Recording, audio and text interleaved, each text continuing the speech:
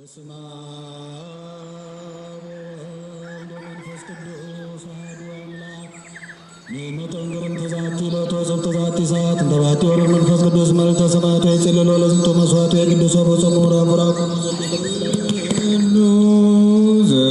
ይህ የሰንበት ቅጣዊ ነው። ጽድቅ ጻድቅ ውእቱ። በስመ አብ ወወልድ ወመንፈስ ቅዱስ አሐዱ አምላክ አሜን። በቅድስት ሀገር ኢትዮጵያና በመላው ዓለም የምትገኙ የኢትዮጵያ ኦርቶዶክስ ተዋሕዶ ቤተክርስቲያን ሃይማኖት ተከታዮች እንኳን ለቅዱስ ቂርቆስ እና ለቅድስት ኢየሉጣ እንዲሁም ለታላቁ መልአክ ለቅዱስ ገብርኤል ዓመታዊ ክብረ በዓል በሰላም አደረሳችሁ እያልኩ ዛሬ ያው በየሳምንቱ የሚቀርብላችሁን ግጻዌ የተሰኘውን አምድ ይዤ ቀርቤያለሁ። ከአሁን በፊት ታላቁ መምህራችን የኔታ ቀጸላ በእያንዳንዱ ሳምንት ይቀርብ የነበረውን የግጻዌ አምድ በስፋት በትንታኔ ሲያቀርቡላችሁ እንደነበረ ይታወቃል። ዛሬ ደግሞ እኔ እግዚአብሔር እንደፈቀደ እንደ ቤተክርስቲያን ትምህርት የዘንድሮውን የ2018 ማለትም 2018 ዓመተ ምህረት ሐምሌ ገብርኤል እሑድ ነው የዋለው። ሐምሌ ቂርቆስ ማለት ነው። ሐምሌ ቂርቆስ ሲባል አሁን እዚህ ላይ 15ን ሳይሆን በሐምሌ 19ን ነው የምንይዘው እና ሐምሌ ገብርኤል ወይም የሐምሌ ቂርቆስ እንዳልኳችሁ የሐምሌ ቂርቆስ 15 ሳይሆን እዚህ ላይ የምላችሁ የ15ቱ እንዳለው ሆኖ 19 የሚለውን ነው የምትገነዘቡት። እሑድ ቀን ነው የሆነው። በ7 ዓመት አንድ ዓመት ነው የሚደርሰው። እንግዲህ ደግሞ ከ2018 በኋላ ከ7 ዓመት በኋላ ነው እሑድ ቀን የሚውለው እና እሑድ ቀን ሲውል ሐምሌ ገብርኤል ሐምሌ ቂርቆስ እንዳትረሳውንም መዝሙሩ ለመኮነ ይባላል። በሥርዓተ ማኅሌት አነጋገር ሐምሌ ቂርቆስ ወይም ሐምሌ 19 ቀን እሑድ ቀን ቢሆን መዝሙሩ በየዓመቱ የሚባለው ሳይሆን በ7 ዓመት አንድ ጊዜ የሚባለው መዝሙር ጥቡ ልቡ ለሕፃን የሚል ነው። በሥርዓተ ቤተክርስቲያን በሥርዓተ ማኅሌት በተለይ በቅዱስ ያሬድ አስተምሮ አቡን መዝሙር ይሆናል፣ መዝሙር ግን አቡን አይሆንም እና በሌላው ቀን ከሰኞ እስከ ቅዳሜ ሐምሌ ቂርቆስ ሐምሌ ገብርኤል በሚከበርበት ቀን አቡን ይሆን የነበረው ዘንድሮ ግን እሑድ ቀን ስለዋለ መዝሙር ይሆናል። ይህ የቃለ እግዚአብሔር ክፍል ጥቡ ልቡ ለሕፃን ምን ማለት ነው? የሕፃኑ ልቡ ጨካኝ ነው። ጭካኔው ምን አይነት ጭካኔ ነው? እንግዲህ ገና በ3 ዓመቱ ቅዱስ ቂርቆስ ወደ ፈላ የበርሜል ውሃ ውስጥ ሲጣል ያልደነገጠ ያልፈራ ነው እና ልቡ ከመጨከኑ የተነሳ የእሱ ጭካኔ የእሱ ጽናት እንዳለ ሆኖ ወላጅ እናቱን ሳይቀር የሰበከ ነው። በስንት ዓመቱ? በ3 ዓመቱ። ምንድን ነው ያላት? ልቡ የጨከነለት ልቡ የጸናለት ሕፃኑ ቅዱስ ቂርቆስ እናቱን እንዲህ አላት ይላል። ይቤላ ሕፃን ለእሙ ጥብእኬ እም ንፈጽም ገድለነ ወስምዓነ። እናት ጨክኝ አትፍሪ፣ ገድላችንን ምስክርነታችንን እንፈጽም ዘንድ ጨክኝ እንጂ አትፍሪ። ከመ ንራይ ገጾ ለአምላክነ፣ ለምን የአምላካችንን ፊቱን እናይ ዘንድ። ከዚህ በኋላ ሕፃኑ ጌታችንን ሌላ ጥያቄ ጠየቀው። እናቱን እንዲህ ብሎ ካጸና ካስተማረ በኋላ ይቤሎ ሕፃን ለእግዚኦ፣ ሕፃኑ ቅዱስ ቂርቆስ ጌታውን ፈጣሪውን ኢየሱስ ክርስቶስን እንዲህ አለው፣ ዘመጠነዝ ገድለ ተጋድሌ ምንተኑ ተአሴኒ። ጌታ ሆይ ይህን ሁሉ ገድል ተጋድዬ ምን ዋጋ ትሰጠኛለህ አለው። የስንት ዓመት ሕፃን ነው ምእመናን? የ3 ዓመት ሕፃን ቅዱስ ቂርቆስ። ጌታ ደግሞ መለሰለት ይቤሎ እግዚኦ ለሕፃን አአስየከ ዘሃሎ ውስተ ልብከ። ሕፃኑ ቂርቆስ ሆይ በልብ ውስጥ ያለውን ልብ ያሰበውን የልብህን ምኞት እሰጥሃለሁ አለው። የቅዱስ ቂርቆስ ምኞቱ ምንድን ነው የነበረ? የ3 ዓመት ሕፃን መቼም የ3 ዓመት ሕፃን እንደ ሌሎቹ ከሆነ እንደው የሚጣፍጥ ነገር ስጡኝ ይላል እንጂ እናቱን ጡት ይጠባል እንጂ ያለቅሳል እንጂ ጌታውን እንዲሁ ይለምናል ተብሎ አይጠበቅም። ነገር ግን እግዚአብሔር ስራውን የሚሰራበት የረቀቀ ጥበብ አለው። በመዝሙረ ዳዊት እንደተናገረው ማፈደጭ ከሕፃናት አስተራሎ ከሰባት እንዳለው መዝሙር 8 ላይ ከሕፃናትና ከልጆች አንደበት ምስጋናን አዘጋጀህ እንዳለው በቅዱስ ቂርቆስ አንደበትም ምስጋናን አዘጋጅቷልና የሚገርም ምስጢር ገልጾለታልና ሲጠይቀው ጠያቂው ሕፃኑ ቅዱስ ቂርቆስ ነው። ተጠያቂው ደግሞ ፈጣሪው ኢየሱስ ክርስቶስ ነው። የሁላችንም ፈጣሪ የሆነ ኢየሱስ ክርስቶስ ማለት ነው። ምን አለው? አአሴክ ዘሃሎ ሰልብከ በልብ ውስጥ ያለውን እሰጥሃለሁ ብሎታል። እዚህ የቅዱስ ቂርቆስ ሐሳቡ ምኞቱ ምንድን ነበረ ካላችሁ ሊቁ ቅዱስ ያሬድ እንደዘመረልን እንደተረጎመልን እንዳስተማረን ኢትቅብር ሥጋዬ በዲበ ምድር ይቤሎ ሕፃን ለግዚኡ ኢትቅብር ሥጋዬ በዲበ ምድር። እንግዲያውስ የኔ የልቤ ምኞት ሥጋዬ በምድር ፈርሶ በሶ እንዳይቀር ነውና ሥጋዬን በምድር ላይ አትቅበር አለው። ማን? የ3 ዓመት ሕፃን ቅዱስ ቂርቆስ ኢየሱስ ክርስቶስ። ጌታችን መልሶ ምን አለው? ይቤሎ እግዚኦ ለሕፃን። አሁንም ጌታው ሕፃኑን እንዲህ አለው፣ አልቦ ዘየአብየከ በመንግሥተ ሰማያት ዘእንበለ ዮሐንስ መጥምቅ ወአነ ፈጣሪከ። ቂርቆስ በመንግሥተ ሰማያት ከመጥምቁ ዮሐንስና ከእኔ ከፈጣሪ በቀር አንተን የሚበልጥህ የለም። መጥምቁ ዮሐንስ ይበልጠዋል። ያ ማለት ከቅድስት ድንግል ማርያም የሚበልጥ ሌላ አለ ማለት አይደለም። እሷ ከሁሉ በላይ ናት። ለቅዱስ ቂርቆስ ግን ንጽጽር የቀረበለት ማን ነው? ከዚህ ላይ መጥምቁ ዮሐንስ ነው። ሴቶች ከወለዷቸው ከመጥምቁ ዮሐንስ የሚበልጥ የለም ተብሎ በማቴዎስ ወንጌል ምዕራፍ 11 ላይ ተጽፎለታል። ይህንም ቃል የተናገረው ኢየሱስ ክርስቶስ ነው። ለምን ከተባለ መጥምቁ ዮሐንስ ልዩ ታሪክ ነው ያለው። በተጸነሰበት ቀን የአባቱን አንደበት ዘግቷል። በተጸነሰ በ6 ወሩ በእናቱ ማኅፀን እያለ ሰግዷል። ሲወለድም የአባቱን አንደበት ፈቷል። በአጠቃላይ ሙሉ ታሪኩ ለየት ያለ ተአምር ያለው ነው ቅዱስ መጥምቁ ዮሐንስ ማለት ነው። እና ከመጥምቁ ዮሐንስና ከኔ ከፈጣሪ በቀር ግን በመንግሥተ ሰማያት አንተን የሚበልጥህ የለም። ወአቢ ከመይማስን ሥጋከ ዲበ ሰረገለ ኤልያስ ህዬ አነብረከ። ዳግመኛም ሥጋህ አንተ እንዳልከኝ እንደለመንከኝ ሥጋህ እንዳይፈርስ እንዳይበሰብስ ምንድን ነው ያለው? ህዬ አነብረከ ዲበ ሰረገለ ኤልያስ ህዬ አነብረከ። ኤልያስ በተቀመጠበት ሰረገላ ላይ በዚያ አስቀምጠሃለሁ አኖርሃለሁ። እንደምታውቁት ኤልያስ ሳይሞት የተሰወረ ነው። ቅዱስ ቂርቆስ አሁን ቢሞትም እንኳን ሥጋው ግን ምን ሆነ? እንዳይፈርስ እንዳይበሰብስ ሆነ። እና መዝሙሩ ይሄ ነው። ቅዱስ ያሬድ የተናገረው። አንዳንድ አጽራረ ቤተክርስቲያን ይህን ሲተቹ ሰምቻቸዋለሁ። አለማወቅ ነው። ቋሚ ቤተክርስቲያን ጠላቶች አሉ፣ ቋሚ ሀገር ጠላቶች አሉ። እንግዲህ አጽራረ ኢትዮጵያን አጽራረ ቤተክርስቲያንን ያስታግስልን እንላለን። ነገር ግን ከቅዱስ ያሬድ የበለጠ አመስጣሪ፣ ተርጓሚ፣ ዘማሪ፣ ሊቅ፣ ጻድቅ፣ ቅዱስ በኢትዮጵያ ምድር ላይ የለም። በዓለም ብቸኛው ሊቅ ነው። ሰማያዊ ድርሰትን በመድረስ እንደ መላእክት በመዘመር ለኢትዮጵያ ኦርቶዶክስ ተዋሕዶ ቤተክርስቲያን ደግሞ ለየት ያለ ነው። አሁን መዝሙር ይህ ሲሆን እንግዲህ መዝሙር በተቆመበት ቀን ደግሞ የሚነበቡት መልእክታት እንደምታውቁት ምዕመናን ቅዳሴ ሲቀደስ 5 የመጽሐፍ ቅዱስ ክፍሎች ይነበባሉ። አንዱ በዜማ 4ቱ በንባብ።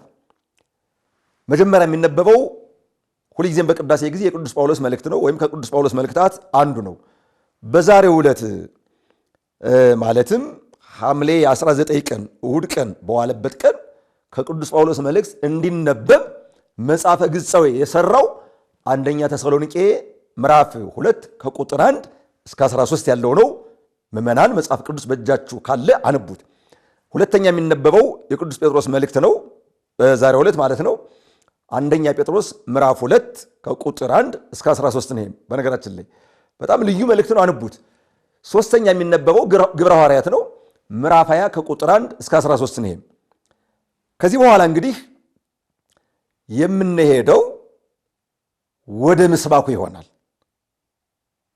ምስባኩ የዕለቱ ምስባክ የትኛው ምስባክ እንደሚባል ዲያቆኑ ምስባኩን በዜማ ካሰማን በኋላ ወደ ተርጓሚው እንመለሳለን። አሁን ዲያቆኑ በምስባክ መዝሙረ ዳዊትን ያሰማናል።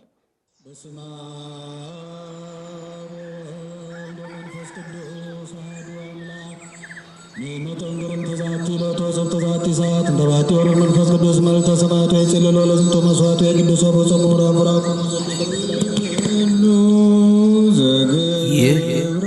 የሰንበት ግጣዊ ነው። ጽድቅ ጻድቅ ውእቱ ቃለ ወሐውደ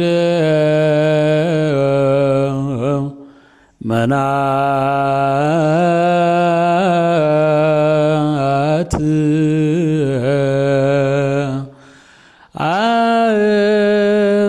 አእሳከ ይወፅኡ ቃለ ነጎድጓድከ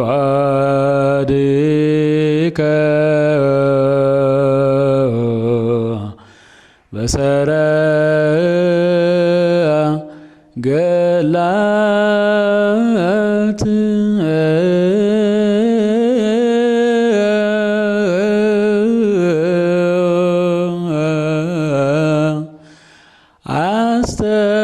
አስተርአየ መባረክቲሁ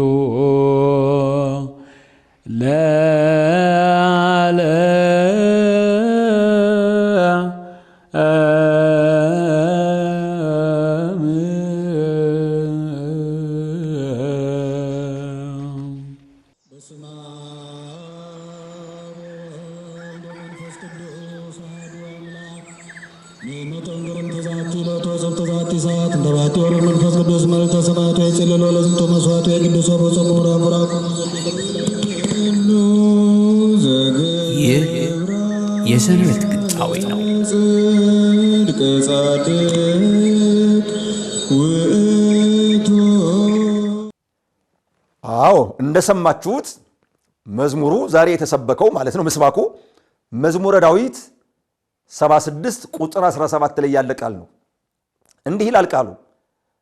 በነገራችን ላይ ከሐምሌ ቂርቆስ እስከ ማህበር መብረቅ፣ ነጎድጓድ፣ በኃይር፣ አፍላግ፣ ጠል ይባላል።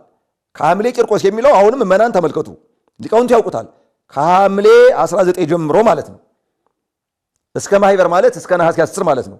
በዚህ ወቅት የመብረቅ ብልጭልጭታ ይበዛል፣ የነጎድጓድ ድምፅ ይበዛል፣ በኃይር ይሞላል፣ ወንዞች ይሞላሉ፣ ምንጮች ይመነጫሉ፣ ጠሉ በጣም በልዩ ሁኔታ ይለመልማል።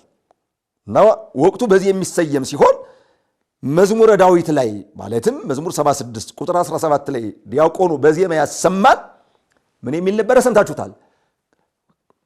ቃለ ወሐው ደመናት፣ ደመናት ድምፅን ሰጡ፣ አሕፃይ ከወፁ ፍላጻዎችም ይወጣሉ፣ ቃለ ነጎድጓድከ በሰረገላት፣ የነጎድጓድ ቃል በሰረገላ ነው። አስተርአየ መባረቅቲሁ ለዓለም፣ መባረቅቱ ወይም መብረቆቹ ለዓለም አበሩ ተገለጡ። በግሱ አንቀጽ አስተርአየ ብሎ ለአንድ ነው። ነገር ግን መጽሐፍ ምስጢር ይጠነቅቃል እንጂ አንድና ብዙ ሩቅና ቅርብ ሴትና ወንድ ስለማይጠነቅቅ ነው እንጂ እንደ ግሱ መባረቅቲሁ ካለ አስተርአዩ ማለት ነበረበት። ነገር ግን አስተርአየ መባረቅቲሁ ለዓለም ማለት መብረቆቹ ለዓለም አበሩ የሚል ነው እና ቃለ ወሐው ደመናት ብሎ ነው የጀመረው። እንደሚታወቀው አሁን ሰማዩን ቀና ብላችሁ ስታዩት ደመና ነው፣ ዝናብ የሚዘንብበት ወቅት ነው። እንደውም ዘንድሮ ክረምቱ ዘገይቶ ስለዘነበ ነው እንጂ ቀደም ብሎ በግንቦት በሰኔ ክረምቱ ቀደም ብሎ ከገባ ሐምሌ በብዛት እንደው ሰማዩ እውነት ለመናገር አልፎ አልፎ ነው የፀሐይ ብርሃን የሚታይበት እንጂ በደመና ነው የሚከለለው ይታወቃል። ሁልጊዜም በስነ ፍጥረት የሚታወቅ ነው። እንደ ኢትዮጵያ 3 ወር ክረምት 9 ወር በጋ አለ። ስለዚህ ቤተክርስቲያን እያንዳንዱን ወቅት እንዴት አድርጋ እንደምትሰብከው ማገናዘብ መቻል አለብን። ምክንያቱም ሰማዩ በደመና በሚከለልበት ወቅት ምስባኩ ምንድነው የተባለው? እንዳልኳችሁ ቃለ ወሐው ደመናት፣ ደመናት ምን ሰጡ? ድምፅን ሰጡ። አሕፃይ ከወፁ ፍላጻዎችም ይወጣሉ። ማዕቱ መቅሰፍቱ ይታዘዛል አንዳንድ ጊዜ በክፉዎች ላይ። ከዚያስ ቃለ ነጎድጓድከ በሰረገላት፣ የነጎድጓድ ቃል በሰረገላ ነው ማለት በኪሩቤል አድረግ ስትመሰገን፣ በቀሳውስት አድረግ ስትመሰገን፣ ወንጌል ሲሰበክ ቃለ ነጎድጓድከ በሰረገላት ማለት ይህ ነው የሚል ነው። ከምስባኩ ቀጥሎ እንደምታውቁት ምስባኩ 5 ጊዜ በዜማ ይባላል። ዲያቆኑ 2 ጊዜ፣ አስቀዳሹ ደግሞ 3 5። ይሄ ደግሞ ምስጢሩ 5500 ዘመን ትንቢት ሲነገር ሱባኤ ሲቆጠር ለመኖሩ ምሳሌ ሲሆን፣ 6ኛ ግን ቄሱ ወንጌሉን በዜማ እያለ ይወጣል። ጌታችን ኢየሱስ ክርስቶስ 5500 ዘመን በነቢያት ሲነገር የነበረውን ትንቢት ሲቆጠር የነበረውን ሱባኤ ለመፈጸም በስድስተኛው ሺህ ዘመን ሰው ሆኗልና በስድስተኛው ወንጌል በዜማ እየተባለ ቄሱ ወንጌሉን ዘርግቶ ከቤተ መቅደሱ ወደ ቅዱስ ይወጣል።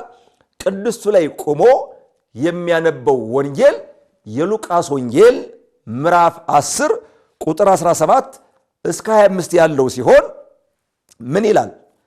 ላንበው ተናግሬያለሁ። የሉቃስ ወንጌል ምዕራፍ 10 ቁጥር 17 ወተመይጡ እልክቱ ሰባ ለተፈነው።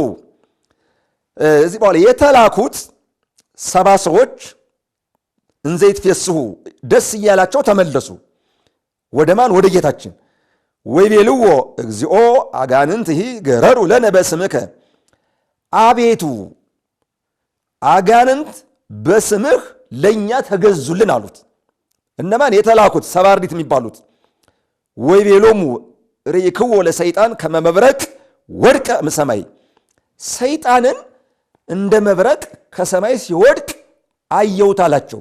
መብረቅ ከወደቀ በኋላ ብትንትን እንደሚል ከዚህ በኋላ ሰይጣንም ድል ተነስቷል። እኔ በሶስቱ አርእስተ ኃጣውእ ድል ነስቸዋለሁ። በትዕቢት መጣበት፣ በትሕትና ድል ነሳው። በስስት መጣበት፣ በትዕግስት ድል ነሳው። በፍቅረ ነዋይ መጣበት፣ በጸልያ ነዋይ ድል ነሳው። ስለዚህ መብረቅ ከወደቀ በኋላ ብትንትን ነው ብሏል። ሰይጣንም ከወደቀ በኋላ እኛ ክርስቲያኖች በሃይማኖታችን ከጸናን እኛን ለመጣል አቅም የለውም፣ ስልጣን የለውም፣ እንደ መብረቅ ወድቋል ነው ያለ። እንዲህ ብሎ የተናገረው ራሱ ኢየሱስ ክርስቶስ ነው። ወናሁ ወሀብኩክሙ ስልጣነ ትኪዱ ዲበ አቃርብት፣ አሁንም በአቃርብ በጊንጦች ላይ በእባቦች ላይ እነሱን ትረግጡ ዘንድ ስልጣን ሰጠዋችሁ። ሐዋርያት ኢየሱስ ክርስቶስ ስልጣን ሰጥቷቸው 72ቱ አርድእትም ኢየሱስ ክርስቶስ ስልጣን ሰጥቷቸው ከተላኩ በኋላ እባብን እንኳን በእጃቸው ቢጨብጡ የእባብ መርዝ የጊንጡ መርዝ እንደማይገድላቸው ስልጣን ሰጥቷቸዋል። ይኸው የወንጌሉ ቃል ነው። ወዲበ አራዊተ ምድር፣ በምድር እባቦች ላይ ወዲበ ኩሉ ኃይለ ጸላይ፣ በጠላት ኃይል ላይ ሁሉ ዋልወ ዘይነክክሙ፣ ምንም የሚነካችሁ የለም።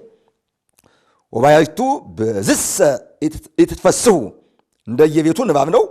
ንባቡ አንዳንዱ በዝሰ ይላል፣ አንዳንዱ ደግሞ በዝሰ ይላል። ነገር ግን ሲተረጎም ምንድነው? ወባሕቱ በዝሰ ኢትትፈስሑ፣ ነገር ግን በዚህ ደስ አይበላችሁ፣ አጋንንት ተገዙልን፣ ጊንጦች አልነደፉንም፣ እባቦችም ነድፈው አልገደሉንም ብላችሁ በዚህ ደስ አይበላችሁ። ታዲያ የትኛው ነው ደስ የሚያሰኝ? እስመ አጋንንት ይገንዩ ለክሙ፣ አጋንንት ለእናንተ ይገዙላቸዋልና። ተፈስሑ ሰ ባሕቱ እስመ ተጽሕፈ አስማቲክሙ በሰማያት፣ ነገር ግን ስማችሁ ወይም ስሞቻችሁ በሰማያት፣ ስማችሁ ካለ በሰማይ ተጽፏልና በዚህ ደስ ይበላችሁ። ዋናው ስማችን በሰማይ መጻፉ እንጂ በምድር ላይ አጋንንት ስለተገዙልን፣ እባቦች ስላልነደፉን፣ ጊንጦች ስላልደፈደፉን፣ ስጋ በለበሰ ሰው ላይ ኃይል ስልጣን ስላገኘን አይደለም። ዋናው ደስ የሚያሰኘው ስማችን በሰማይ ከተጻፈው ነው። በጣም የሚገርም የወንጌል ቃል ነው በእውነት። ወበኢቲ ሰዓት ተፈስሐ እግዚእ ኢየሱስ በመንፈስ ቅዱስ፣ ያን ጊዜ ጌታችን ኢየሱስ ክርስቶስ በመንፈስ ቅዱስ በልቡ ነው ደስ አለው።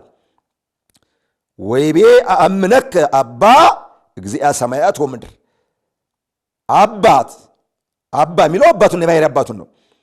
አባት ሆይ የሰማይና የምድር ፈጣሪ አባት አመሰግንሃለሁ። አእምነከ ከዚህ ላይ አመሰግንሃለሁ ማለት ነው። ለምን? እስመ ሀባይኮ ለዝንቱ እምጠቢባን ወምለባውያን ወከሰትኮ ለሕፃናት። አያችሁ ቅዱስ ቄርሎስ ሕፃን አይደል? ይህን አዋቂ ነን ከሚሉ ከጸሐፍት ከፈሪሳውያን ከሐና ከቀያፋ ከሊቃነ ካህናት አዋቂዎች ነን ከሚሉ ሰውረህ ለሕፃናት ገልጠዋልና። ሕፃናት አእምሮ ለሆኑ ለሐዋርያት አሁንም በዕድሜው ገና የ3 ዓመት ሕፃን ለሆነ ለቅዱስ ቂርቆስ ምስጢሩን አልገለጸለትም? ገልጾለታል። እና በዚህ ኢየሱስ ክርስቶስ ደስ ብሎት የባሕሪ አባቱ እግዚአብሔር አብን አመስግኖታል። ለምን? አዋቂዎች ነን ከሚሉ እናውቃለን ከሚሉ ሰውሮ ለሕፃናት ስለገለጸው፣ ይህ ምስጢር ለሕፃናት ስለተገለጸ ኢየሱስ ክርስቶስ ሳይቀር ደስ ብሎት የባሕሪ አባቱን አመስግኖታል። እወ አባ አባት እውነት ነው፣ አዎ እስመ ከማሁ ኮነ ስምረትከ በቅድሜከ፣ በፊትህ ፈቃድህ እንዲህ ሆኗልና ሁሉ ተሁበ ሊተ እምኀበ አቡዬ ሁሉም ከአባቴ ዘንድ ተሰጠኝ። ወአልቦ ዘየአምሮ ለወልድ ወልድን የሚያውቀው የለም ከመኑ ውእቱ ዘእንበለ አብ ከአብ በቀር ማን እንደሆነ ወልድን የሚያውቀው የለም ከባሕሪ አባቱ ከአብ በቀር ከባሕሪ ሕይወቱ ከመንፈስ ቅዱስ በቀር። ወአልቦ ዘየአምሮ ለአብ ከመኑ ውእቱ ዘእንበለ ወልድ አብንም ማን እንደሆነ ከባሕሪ ልጁ ከወልድ በቀር የሚያውቀው የለም ከባሕሪ ሕይወቱ ከመንፈስ ቅዱስ በቀር የሚያውቀው የለም። ወለዘፈቀደ ወልድ ይከስት ሎቱ ወልድ ለወደደው ይገልጽለታል። ወተመይጠ ወይቤሎሙ ለአርዳኢሁ እንተ ባሕቲቶሙ ተመልሶ ደቀ መዛሙርቱን ለብቻቸው እንዲህ አላቸው፣ ብፁዓት አዕይንት እለ ርያ ዘትርእዩ አንትሙ እናንተ ያያችሁትን ያዩ ዓይኖች ንዑዳት ክቡራት ናቸው። እብለክሙ ከመ ብዙኃን ነቢያት ወነገሥት ፈተው ይራእዩ ዘትርእዩ አንትሙ ብዙዎች የሚገርም ነው። ነቢያት፣ ነገሥት፣ ጻድቃን እናንተ ያያችሁትን ሊያዩ ተመኙ። ወኢርዩ ነገር ግን አላዩም። ወይስሙ ዘትሰሙ አንትሙ ወይሰሙ እናንተ የምትሰሙትንም ሊሰሙ ወደዱ፣ ነገር ግን አልሰሙም። የዕለቱ ወንጌል ይሄ ነው። አያቸው የኢትዮጵያን ኦርቶዶክስ ተዋሕዶ ቤተክርስቲያን አስተምሮ ዘመኑን እንዴት እንደቃኘችው ለሐምሌ 19 ለቅዱስ ቂርቆስ የትኛው ምስባክ መሰበክ እንዳለበት ቃል ውሃው ደመናት አይጻይ ከወጹ ቃለ ነጎድጓድ ከበሰረገላት ሲል ቅዱስ ቂርቆስና ቅዱስ ኢየሉጣ ወደ ፈለው የበርሜል ውሃ ውስጥ ሲገቡ ድምፃ ለጽርት ከመነጎድጓደ ክረምት ይላል ቅዱስ ያሬድ። ይፈላ የነበረው የበርሜል ውሃ እንደ ክረምት ነጎድጓድ ነበረ። ምስባኩ ነጎድጓድ ነካ። ከዚያ በኋላ ደግሞ በዛሬው ዕለት በዋናነት የሚሰበከው ስብከት የሚሰጠው ትምህርት የሚዘረዘረው ምስጢር ከማን ጋር ተያይዞ ነው? ቅዱስ ገብርኤል ከሰማይ ወርዶ ወደ ፈላ የበርሜል ውሃ ውስጥ የተጣሉትን ሕፃኑን ቅዱስ ቂርቆስን እናቱን ቅዱስ ኢየሉጣን እንዴት እንዳዳናቸው። ለዚህ ደግሞ ዋናው ማን ነው? የቅዱስ ቂርቆስ ጽኑ እምነት በስንት ዓመቱ? በ3 ዓመቱ። ስለዚህ አዋቂዎች ነን ከሚሉ ከጻፍት ከፋሪሳውያን ሰውሮ ምስጢሩን ለማን ገልጾታል? ለሕፃናት። በሉቃስ ወንጌል ምዕራፍ 19 ቁጥር 40 ላይ ጌታችን ኢየሱስ ክርስቶስ በሚያስተምርበት ሰዓት ያው በጊዜው ለምን ተመሰገነ ብለው አይሁድ ነዷቸዋል። ሕፃናት ሲያመሰግኑት እነዚህ ዝም ይብሉ ድንጋዮች ሳይቀር ድንጋዮች ያመሰግኗል ብሏቸዋልና እሱ ባወቀ ታላላቆችን ቢብሉ እንኳን ሕፃናትን አስነስቶ የሃይማኖት ምስክር ያደርጋቸዋል። በቤተክርስቲያን ታሪክ ደግሞ በሕፃንነቱ የኢየሱስ ክርስቶስን የባሕርይ አምላክነት መስክሮ ያን ከሃዲ እለእስክንድሮስ የሚባለውን ዲዮቅልጥያኖስ የሾመውን አሳፍሮ አላዊ ከሃዲ በሆነው ንጉሥ ፊት ማን ነው ስምህ ሲሉት እኔ ክርስቲያን ነኝ ብሎ መስክሮ እናቱ ምንድን ነው ያለችው? ልጄ ስትሆን አባት ይሆንከኝ ነው ያለችው። የ3 ዓመት ሕፃን ለእናቱ አባት ሆኗል። ለምን? ሃይማኖቷን እንዳትለውጥ እናቴ ሆይ ጨክኝ፣ ተጋድሏችንን ምስክርነታችንን እንፈጽም፣ የአምላካችንን ፊቱን ገጹን እናይ ዘንድ ብሎ አስተምሯታል። እሷም ትምህርቱን ተቀብላለች። ሁለቱም ሰማዕትነት ተቀብለዋል። ነገር ግን ወደ ፈላ የእሳት በርሜል ውስጥ ቢጣሉም ቅዱስ ገብርኤል ከሰማይ ወርዶ ተልኮ በፊት 3 ደቂቅን እንዳዳነ ያላትም እንደዚሁ ነው። አናንያን አዛርያን ሚሳኤልን ያዳናቸው እኛንም ያድነናል። ኢትፍሪ እምነበልባለ እሳት፣ እናቴ ሆይ የእሳቱን ነበልባል አትፍሪ ብሏታልና እንግዲህ የግጻዌ አምዳችን የዘንድሮው የ2018 ዓመተ ምህረት እንዳልኳችሁ ሐምሌ ቂርቆስ ሐምሌ ገብርኤል እሁድ ቀን ስለዋለ መዝሙሩን ተናግሬ ያለው ጥቡ ልቡል ሕፃን ይባላል። መልእክታቱን ተናግሬ ያለው አንቧቸው። ምስባኩን በዜማ ሰምታችሁ እኔ ደግሞ በምትሰሙት ቋንቋ በአማርኛ ተርጉሜዋለሁ። ወንጌሉንም ከግዕዝ ወደ አማርኛ ተርጉሜ ለማሰማት ሞክሬ ያለው። ከሕፃኑ ከቅዱስ ቂርቆስ ከእናቱ ከቅዱስ ኢየሉጣ ከሰማይ ወርዶ ተልኮ ከዚያ ነበልባለ እሳት ካዳናቸው ከመላኩ ከቅዱስ ገብርኤል ረድኤት በረከት እንዲያሳትፈን የልዑል እግዚአብሔር አምላክ ቅዱስ ፈቃዱ ይሁንልን። ስብሐት ለእግዚአብሔር ወለወላዲቱ ድንግል ወለመስቀሉ ክቡር። ይቆየን። አሜን። በስመ አብ ወወልድ ወመንፈስ ቅዱስ አሐዱ አምላክ ንመጠንገረን ተዛቲ ለቶ ሰብተ ዛቲ ሰዓት እንደ ባቲ ወረድ መንፈስ ቅዱስ መልዕልተ ሰማያቱ የጽልሎ ለዝንቶ መስዋዕቱ የቅዱስ በጾሙ ራቡራኩ ይህ የሰንበት ግጣዊ ነው። ጽድቅ ጻድቅ